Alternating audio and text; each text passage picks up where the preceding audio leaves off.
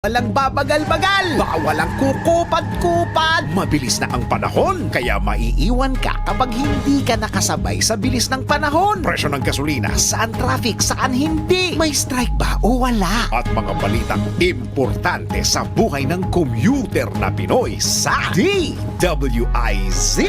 Pasada Balita. Live sa DWIZ AM Metro and Mega Manila. DWIZ News FM Regional Stations, Aliw Channel 23 at nakalive din sa lahat ng DWIZ digital accounts. Kasama ang magbibigay ng kakaibang drive sa umaga, John Ibanez.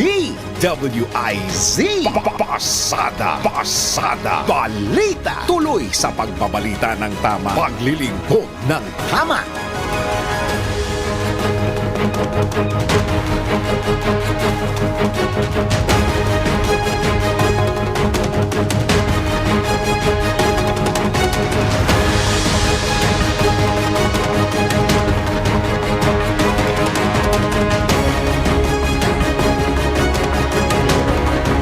Narito ang headline sa Pasada Balita ngayong araw ng Huwebes, 27 na po o 27, tama, ng Hunyo 2024.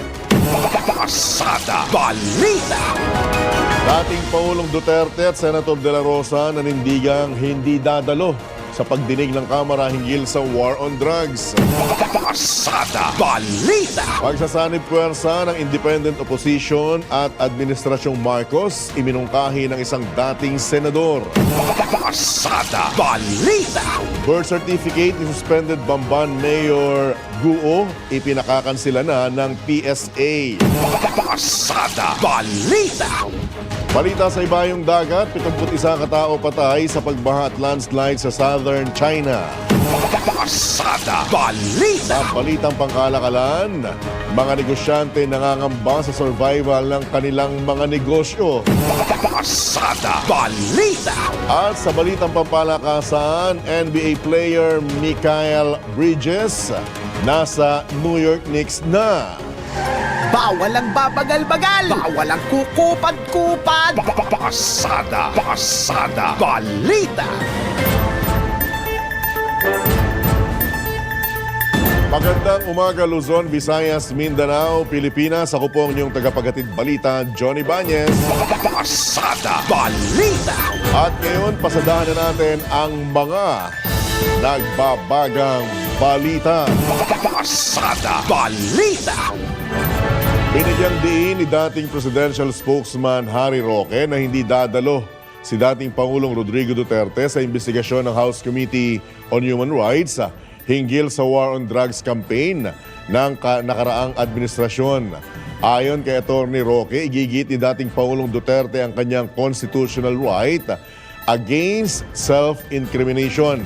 Gayunman, nilinaw ni Roque na handa namang humarap ang dating Pangulo sa anumang korte sa bansa upang sagutin ang mga alegasyon laban sa kanya.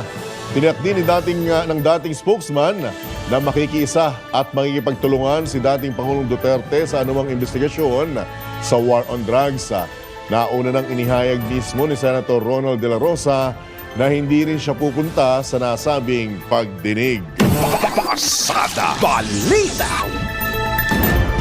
Iginit naman ni House Assistant Minority Leader at Gabriela Women's Party List Representative Arlene Brosas sa Administrasyong Marcos na payagang imbestigahan ng International Criminal Court ang posibleng paglabag ng war on drugs ni dating Pangulong Rodrigo Duterte.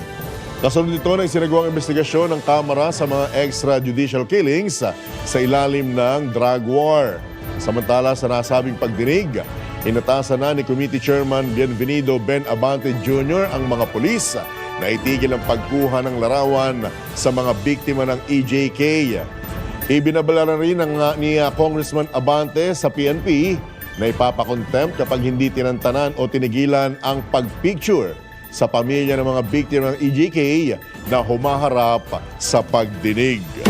Pasada Balita. Sa iba pang tampok na balita, ibinunyag ni dating Senator Antonio Trillanes IV na posibleng makiisa sa non-traditional allies ng Administrasyong Marcos kabilang ang independent opposition o yung mga tinatawag na Pink Force sa gitna ng layunin ng pamilyang Duterte na makabalik sa kapangyarihan. Sinabi pa ng dating senador na nagpadala siya ng mensahe sa administrasyon hinggil sa posibilidad ng pagsasanib puwersa sa grupo na humahadlang kay Pangulong Marcos. Dagdag pa ng dating senador na pinasimulan niya ang exploratory talks para magkaisa ang administrasyon at ang mga independent opposition. Anya, inilunsad niya ang naturang hakbang sa pagsisikap para sa pagsisikap matapos ihayag ni Vice President Sara Duterte na ang kanyang ama na si dating Pangulong Rodrigo Duterte at mga kapatid na sina Congressman Paulo at Davao Mayor Sebastian Baste ay may balak tumakbo para sa Senado sa 2025. Pasada Balita! Maaring mas dumami ang political dynasty sa Senado sa posibleng pagtakbo sa pagkasenador ng 3 miyembro ng pamilya Duterte sa 2025 midterm elections. Ito naman ang iginiit ni political analyst at Professor Edmund Tayaw kasunod ng kumpirmasyon ni VP Sara Duterte na balak na tumakbo ng kanyang ama na si dating Pangulong Rodrigo, Davao City Mayor Sebastian Baste Duterte at Davao City 1st District Representative Paulo Duterte bilang mga senador. Nauna na rin inanunsyo ni VP Sara na tatakbo ang kapatid niyang si Mayor Baste sa pagkapangulo naman sa 2028 elections. Ayon kay Professor Tayaw, bahagi ito ng tangka ng pamilya Duterte na magsagawa ng anyay testing the waters o suriin kung magtatagumpay ang mga ito. Bagamat ipinagbabawal sa 1987 Constitution ng political dynasty, hindi pa nagpapasa ng batas ang Kongreso hinggil dito. Git pa ni Professor Tayaw, hindi lamang ang mga Duterte ang sabay-sabay natatakbo sa halalan sapagkat batay sa mga survey, napakarami rin anyang kandidato o kakandidatong may apelyidong Tulfo. Pasada Balita! Igong makumbinse ang isang political analyst na sabay-sabay tatakbo ang mag-aamang Duterte sa pagkasenador. Sa eksklusibong panayam ng DWIZ, sinabi ni Dr. Froilan Calilong, Director ng Local Government Development Institute, na isa sa mga strategy lamang ito ng nabanggit na pamilya. Ayon kay Dr. Calilong, ilang beses na itong ginawa ni dating Pangulong Rodrigo Duterte. Well, para sa akin, I think this is one of the, again, many ploys in the Duterte playbook. The way I see it, ito ay maliwanag na pagbibigay na naman ng estratehiya pangpolitika na hindi naman bago sa pamilyang Duterte. We know that President Duterte has done this many times over in the previous elections, and I think right now they're doing it again. Naniniwala rin ang nasabing political analyst na hindi iiwan ng pamilya Duterte ang anyay kaharian nila sa Davao. Dagdag pa ni Dr. Calilong, kung sakaling totoo natatakbo ang mag-aamang Duterte sa pagkasenador, ito ang kauna-unahang magkakaroong mag-aama sa mataas sa kapulungan ng Kongreso. Matatanda, kinumpirma ni Vice President Sara Duterte ang balak na tumakbo ng kanyang ama at 2 kapatid. Dagdag pa ni VP Sara, tatakbo rin sa pagkapangulo sa 2028 elections ang kanyang kapatid na si Mayor Baste. I really find it hard to fathom the idea that they will just simply, all 3 of them will simply vacate their kingdom in Davao. Kasi kapag lahat sila nasa Senado na o lahat sila assuming humabol sa pagkasenador, ibig sabihin nun, they will not be running for any local position. And sino naman yung may iwan sa Davao? But on the flip side, kung sakali mang totoo to, I think this will be a first in the history of Philippine politics na magkakaroon tayo ng mag-aama na hindi lang mag-aama, kundi mag-aama na nasa Senado. Yan po ang tinig ni Dr. Froilan Calilong, Director ng Local Government Development Institute sa eksklusibong pananayam ng DWIZ. Pasada Balita! Binigyang din naman ni Senate President Francis Chis Escudero na hindi questionable ang planong pagtakbo sa pagkasenador ng mag-aamang Duterte sa 2025 midterm elections. Kasunod ito ng kumpirmasyon ni Vice President Sara Duterte na kakandidato bilang senador ang kanyang amang si dating Pangulong Rodrigo, kapatid na sina Congressman Paulo Pulong at Davao City Mayor Sebastian Baste Duterte. Ayon kay SP Escudero, karapatan ng mga Duterte na tumakbo sa anumang posisyon sa darating na halalan. Git pa ng Senate President, karapatan din ng mamamayan na piliin ang nais silang manilbihan sa anumang pwesto ng pamahalaan. Naniniwala naman ang Senate President na bagamat hudyat ito na simula na ang pamumulitika sa bansa, matagal pa niya ang huling araw ng paghahain ng Certificate of Candidacy at marami pang maaaring mangyari tulad ng mga nagaganap sa nakaraang mga halalan sa bansa. Pasada Balita. Sa iba pang tampok na balita, pinakakansela na ng Philippine Statistics Authority ang birth certificate ni suspended Bambam Tarlac Mayor Alice Guo at ng tatlo pa niyang mga kapatid dahil sa tinatawag na irregular registration.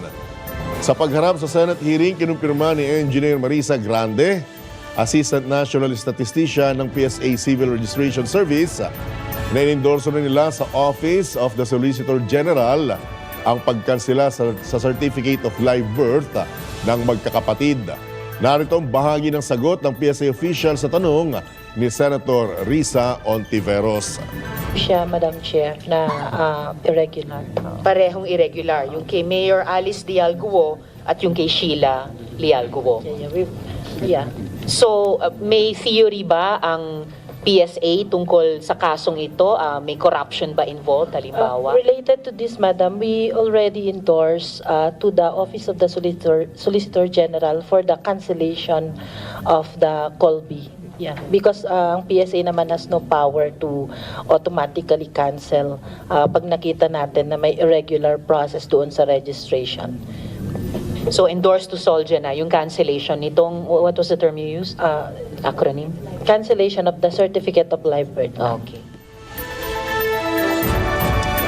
Sa oras na makansela ang birth certificate ni Mayor Guo, sinabi ni Engineer Grande na magiging naka-float na ang identity nito at magiging questionable na ang kanyang Filipino citizenship. Samantala, iniimbestigahan na rin ng PSA ang modus partikular sa Ralo del Sur kaugnay sa delayed registration of birth na nagagamit ng mga banyagang nais maging Pilipino. Pasada Balita. Ibinunyag naman ng Department of Justice na walang epekto sa kaso ni suspended Bamban Tarlac Mayor Alice Guo ang posibleng kanselasyon ng kanyang birth certificate. Ayon kay Justice Spokesman Attorney Miko Clavano, hiwalay na issue ito ngunit maaari namang kasuhan ng mga mapapatunayang nasa likod ng posibleng pamemeke ng dokumento. Inihayag pa ni Attorney Clavano na iniimbestigahan na nila ang mga nadiskubring peking government ID sa mga sinalakay na Pogo Hub dahil sa posibleng epekto nito at tiwala at imahe ng ahensya ng ahensya ng pamahalaan. Pasada Balita. Samantala, pinagpapaliwanag naman ni Senator Amy Marcos ang Bureau of Immigration. Ito'y kung bakit nakalulusot ang mga kriminal na dayuhan sa bansa, lalo na ang ilang mga Chinese. Ayon kay Senator Marcos, chairperson ng Senate Committee on Foreign Relations, nagiging bagsakan ng mga criminal syndicate ang mga ilegal na pogo na naghahasik ng mga krimen sa mga komunidad. Bukod anya sa walang matinong dokumento ang mga dayuhang manggagawa nito, nakagugulantang na nakapagpapasok din sila sa bansa ng mga armas at ilan pang mga kagamitan. Kumbinsido ang senador na pinagmumula ng korupsyon ang mga illegal na pogo na sentro ngayon ng atensyon ng mga law enforcement agency sa bansa. Pasada Balita. Sa pagkakataon po ito, tayo po'y pinalad na makakausap sa kabilang linya si nawala ulit. Senator Ronald De La Rosa, medyo galaw-galaw ng konti ha? At medyo hindi po stable ang linya ng inyong komunikasyon. Samantala sa pagkakataon pong ito, Pangulong Marcos sasabak sa 4 na aktibidad ngayong maghapong ito. Detalye mula kay Patrol 13, Gilbert Perdes. Isang aktibidad sa Metro Manila at 3 pang iba sa labas naman ng National Capital Region or NCR ang pupuntahan ni Pangulong Ferdinand Marcos Jr. ngayong araw. Unang aktibidad na dadaluhan ng Pangulo ay ang 2024 National Employment Summit na gagawin ngayong alas 9 ng umaga sa lungsod ng Maynila. Mula naman sa Maynila ay tutungo ang Pangulo sa Negros Oriental, partikular sa Dumaguete City, para naman personal na magbigay ng tulong sa mga magsasaka at mangingisda na apektado o naapektuhan ng nagdaang El Nino phenomenon. Paggagaling naman ng Dumaguete City ay pupunta ang presidente sa San Jose de Buenavista sa lalawigan naman ng Antique para pangunahan ang pamamahagi ng presidential assistance. Sunod namang hatiran ng tulong ng Pangulo ang mga magsasaka at mangingisda sa Bacolod sa probinsya ng Negros Occidental na inaasahang magiging huling aktibidad ng presidente ngayong araw. Patrol 13, Gilbert Perdes para sa Himpilang May Todong Lakas, DWIZ, nagbabalita ng tama, naglilingkod ng tama. Kapag may bagong balita, naka-on air, agad-agad, DWIZ Patrol Report. Bago lamang po tayo tuluyang mag-iba ng balita, ano? Actually, nasa issue pa rin tayo ng Pogo at habang inantabayanan po natin ang linya ni Senator Ronald De La Rosa, bigyan din ko lamang itong ilang mga mensahe mula sa netizen kaugnay pa rin sa issue ng Pogo. Ayon sa kanila, ilang mga reaksyon nito, mga kabalitaktakan, mga kabalitaan, na bagamat hindi raw po dapat iwan or isang tabi ang issue ni Bamban Tarlac Mayor Alice Guo, hindi rin po raw dapat makalimutan na marami pa rin mga illegal na pogo ang naglipana at malayang nakapag-ooperate. I agree with this. Dahil mismong si PAOK Executive Director at Undersecretary Gilbert Cruz ang umamin na marami pa po talagang dapat na gawin o gawing hakbang para tuluyang mapuksa ang illegal na pogo o illegal pogo operation dito sa ating bansa. Okay na?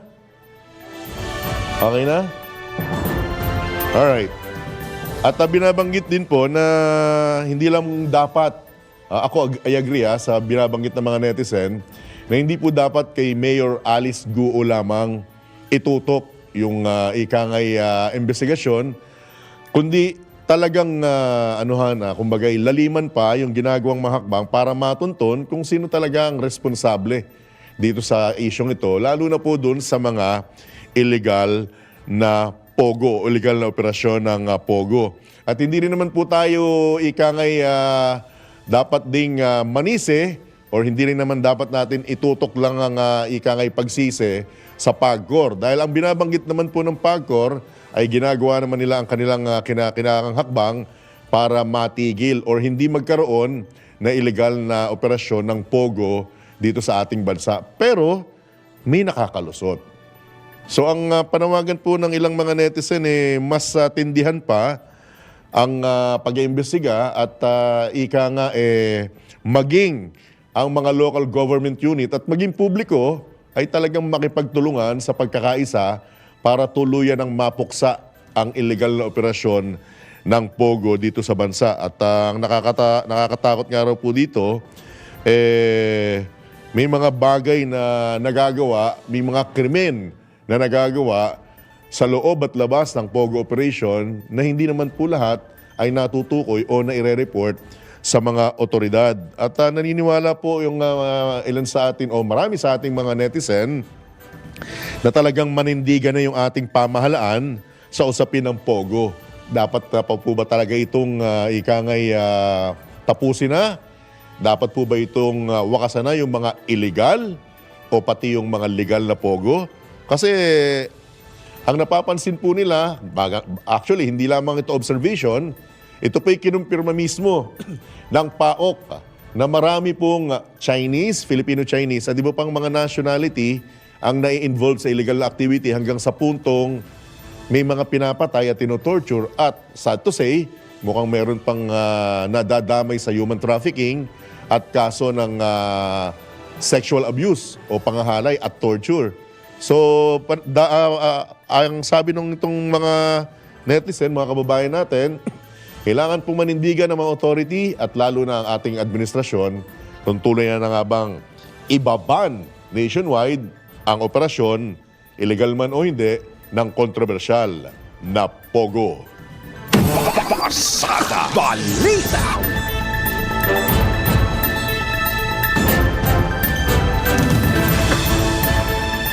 Ang tampok na balita na nawagan si Pangulong Ferdinand Marcos Jr. sa pagkakaisa ng mga ahensya ng pamahalaan at pribadong sektor upang matugunan ang kagutuman sa Pilipinas.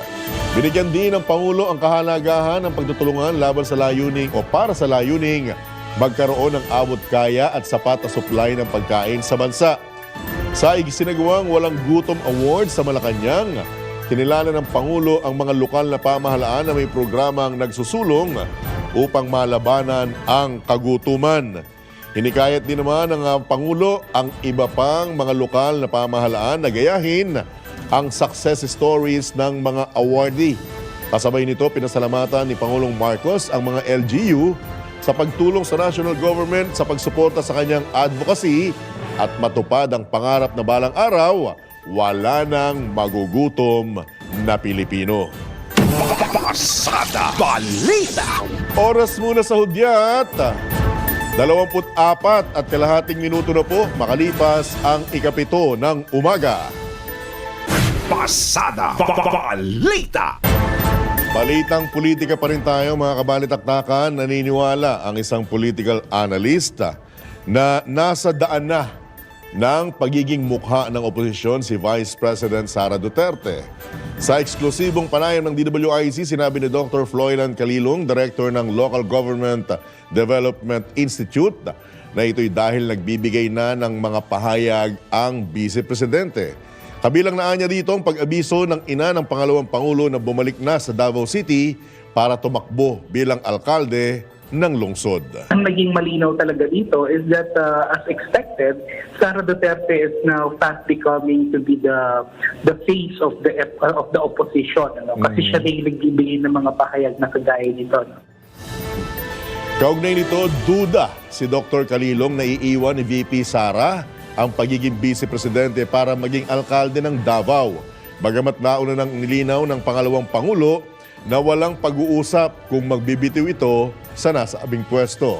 She has her mandate until 2028, no? Apo. And if she will be vacating her position in 2025, that will mean magkakaroon tayo ng vacuum doon sa position na yun ng pagiging Vice Presidente. And I don't think Vice President Sara, in the fulfillment of her mandate, will be vacating it just to assume the position of a mayor.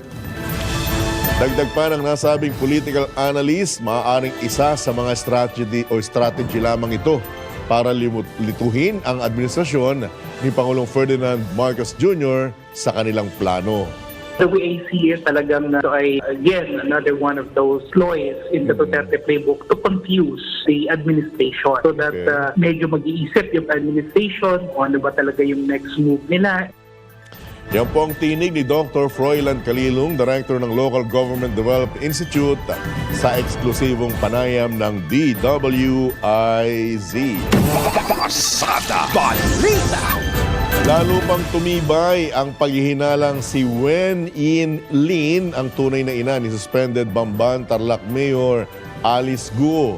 Ito'y matapos na kumpirmahin ng isang opisyal ng Anti-Money Laundering Council na nakalagay ang pangalan ni Wen Yin Lin bilang mother's name ni Mayor Guo sa impormasyon ng mag-apply ito ng bank account. Una nang sinabi ni Senator Sherwin Gatchalian na ilang residente ng Valenzuela City ang makapagsasabing si Lin Wenyi ang ina nga ni Mayor Guo. Matatanda ang mariinang itinanggi ni Mayor Guo na si Lin Wenyi, kabali-baligtad na, ang kanyang ina, kundi si Amelia Lial Guo, na dating kasambahay ng kanilang pamilya na hindi na rin o hindi pa rin nakikita hanggang sa ngayon. Pasada Balita. Sa kaugnay na balita, iniimbestigahan na ng National Bureau of Investigation ang fingerprints ni na suspended Bamban Tarlac Mayor Alice Guo at Chinese national na si Gu Huaping. Matatandaan ang Chinese national ang nakikitang totoong identity ng alkalde. Ayon kay Senate Committee on Women, Children and Family Relations Chairperson Riza Ontiveros, nagpadala lang sila sa NBI ng biometrics data ni na Gu Huaping at Mayor Guo. Iginit naman ni Senator Sherwin Gatchalian na makatutulong ito para mapalakas ang co-warrant case na inihahanda ng Office of the Solicitor General laban sa kontrobersyal na alkalde. Pasada Balita. Dumarami ang mga sumusuporta na amyendahan ng economic provisions ng 1987 Constitution. Bata ito sa survey ng Public Opinion Poll na tangere ngayong buwan, kung saan lumabas na 60% ng mga Pilipino ang pabor sa nasabing panukala. Mas mataas ito ng 2% kumpara sa naitala noong nakaraang buwan. Kaugnay nito, partikular na maraming sumusuporta na amyendahan ng economic provisions ng saligang batas sa mga respondent sa Metro Manila, Northern Luzon at Central Luzon. Pasada Balita. Sa pagkakataon ito, muli tayong tumanggap ng pag-uulat mula naman sa labas ng himpilan.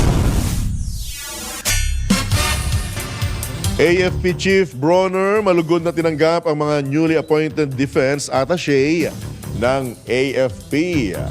Detalye mula kay Patrol 17, Jopel Pelenio. Nag-courtesy visit sa Camp Aguinaldo ang mga bagong talagang Defense and Armed Forces Attaché o DAFA ng AFP. Malugod na tinanggap ni AFP Chief of Staff General Romeo Bronner Jr. ang mga ito nang dumating sa Camp Aguinaldo. Kabilang sa mga nag-courtesy call sina incoming DAFA to Russia Colonel Franklin Fabic, DAFA to Spain Colonel Joseph Jeremiah Cirilo Dator, DAFA to Indonesia Colonel Emerson de los Santos at DAFA to Japan Captain Peter Tolentino III. Sa pulong, pinasalamatan ni General Bronner sina outgoing DAFA Colonel Arthur Romanillos ng Philippine Army at Commodore Salvador Henry Quinto ng Philippine Navy dahil sa kanilang mahusay na pagbibigay serbisyo sa mga nagdaang assignment. Giit pa ni General Bronner na mahalaga ang papel ng mga DAFA para maisulong ang mutual understanding at kooperasyon sa pagitan ng Pilipinas at iba pang mga nasyon sa strategic level.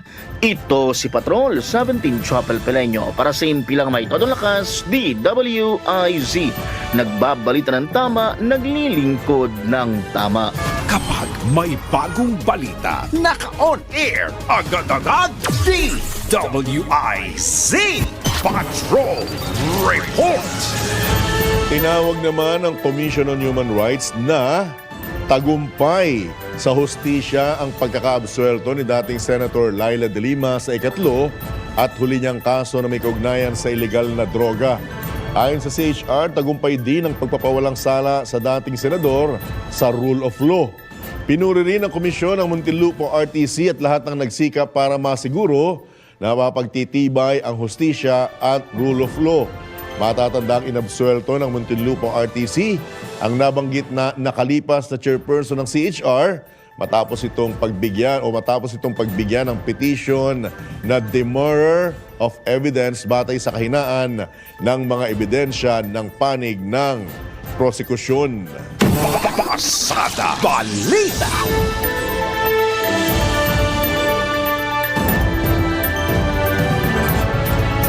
Testamento ng pagiging patas at epektibong criminal justice system sa ilalim ng Administrasyong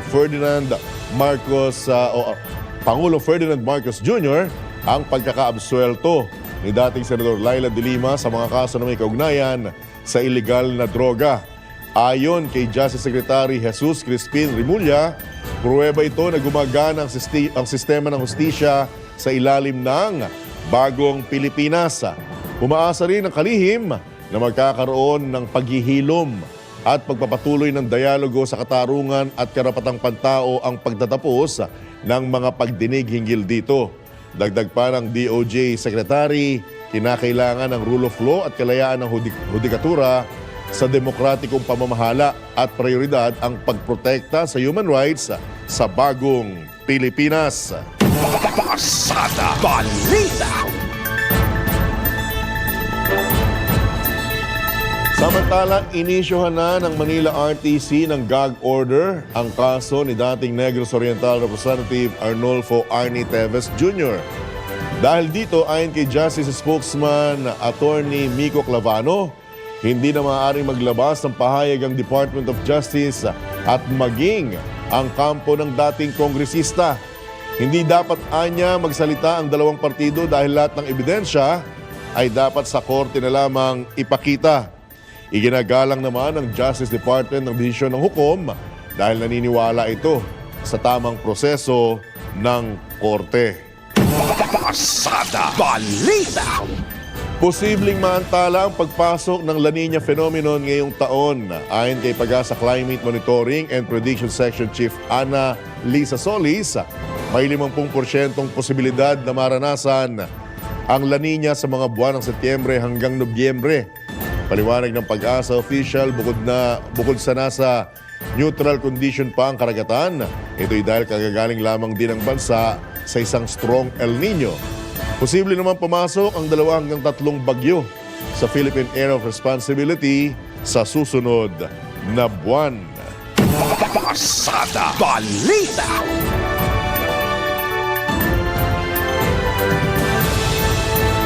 Sa iba pang tampok na balita, nagdeklara na ng dengue outbreak ang isang barangay sa Villaverde, Nueva Vizcaya dahil sa biglaang pagtaas ng kaso ng nasabing karamdaman. Ayon kay Mayor Ronnie Baltoribio, nagpapatuloy pa ang pagtaas ng kaso ng dengue sa Hinterland Village, Barangay Kabuluan, kaya napilitan silang magdeklara na ng outbreak. Sa kasalukuyan, umabot na sa 61 ang kaso ng dengue na naitala sa lugar mula noong 2 linggo ng Mayo. Pagbibigay diin pa ng alkalde, nagsasagawa na sila ng preventive measures, gayon din ang information dissemination upang maiwasan ang pagkalat ng nasabing sakit. Binabantayan na ng pamahalaang bayan ng 2 iba pang barangay na posible ring magdeklara ng outbreak. Pasada Balita.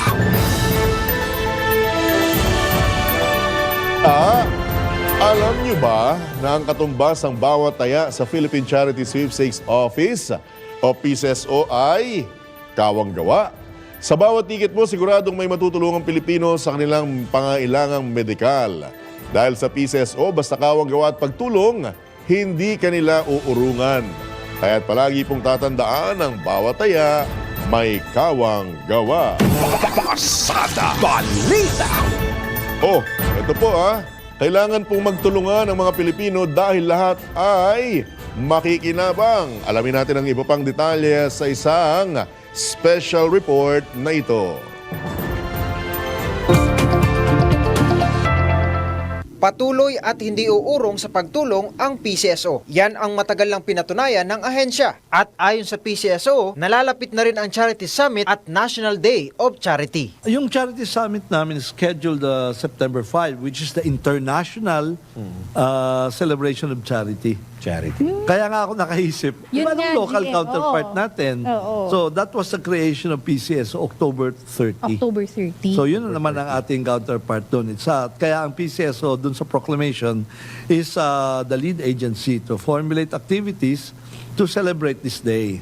Yun naman ng Foundation Day na. Kaya papasalamat ko sa Pangulo at na-recognize na yung ganong function ng PCSO, which sabi ko nga, pag natulungan natin mga kabayan natin, lahat tayo makikinabang. Layunin ng event na ito at ng PCSO na maging normal ang pagtutulungan ng bawat Pilipino. At nagpapasalamat ang General Manager ng PCSO na si Mr. Mel Robles sa mga kababayan natin na patuloy na tumatangkilik sa mga laro ng ahensya. Well, maraming salamat po sa patuloy na tumatangkilik at kahit na medyo may mga ingay, I think napatunayan naman natin na we uphold the integrity of the games. We have international certification bodies. We have the ISO, we have the World Lottery Association, and recently nga, the ICT gave a passing mark sa amin on the vulnerability test namin, no? So there is no more reason to be distracted by the noise, no? And for after all, sabi nga namin sa bawat taya may kawang gawa. And that is true. At yan ang report na hindi umuurong sa pagtulong. Angelo Baino, nagbabalita ng tama, naglilingkod ng tama. Pasada Balita. Oras! Oy, kabilis 15 minuto na lamang bago mag alas 8 ng umaga. Sa iba pang tampok na balita sa Pasada Balita, naka-alerto na ang Bureau of Immigration kasabay ng pagpapalabas ng Department of Justice ng Immigration Lookout Bulletin Order laban sa grupo ni suspended Bamban Tarlac Mayor Alice Guo. Ayon sa Immigration Bureau, nasa system na nila ang mga pangalan ng grupo upang hindi makalabas pa ang mga ito ng bansa. Nabatid na 17 iba pa ang nasa ILBO na patuloy na minamanmanan ng mga otoridad. Pasada Balita. Samantala, aminado naman si Labor Secretary Bienvenido Laguesma na nawawala na ng trabaho ang mga Pilipino dahil sa, makinig po kayong maigi ha, Artificial Intelligence o AI. Ayon sa kalihim, makikita ang epekto ng AI hindi lamang sa manual work operations, kundi sa iba pang employment sector. Tiniyak naman ng kalihim na nagkakasana ang pamahalaan ng training programs upang makasabay ang mga manggagawang Pilipino sa umuusbong na teknolohiya. Pasada Balita. Samantala, oras na para sa Sports Update. Updates at inside stories sa iba't ibang sports. Ito ang Real Sports ni Anthony Suntay. Magandang umaga. Patuloy ang kalawan sa NBA off-season. Isang araw bago ng NBA draft, ang Knicks at Nets ay nagkaroon ng kanilang unang trade magmula ng 1983. At makukuha ng Knicks ang isang pyesa na makakatulong sa kanila sa pagkuha ng titulo. Dahil nakuha nila si Mikal Bridges galing sa Brooklyn para kay Bojan Bogdanovic, 5 first-round draft picks, isang first-round pick swap at isang second-round selection. Makuha ng Brooklyn ang unprotected New York picks sa 2025, 2027, 2029 at 2031 kasama ng isang unprotected pick swap sa New York sa 2028. Matatanggap din ng Brooklyn ang isang top 4 protected pick ng 2025 galing sa Milwaukee Bucks at isang 2025 second rounder.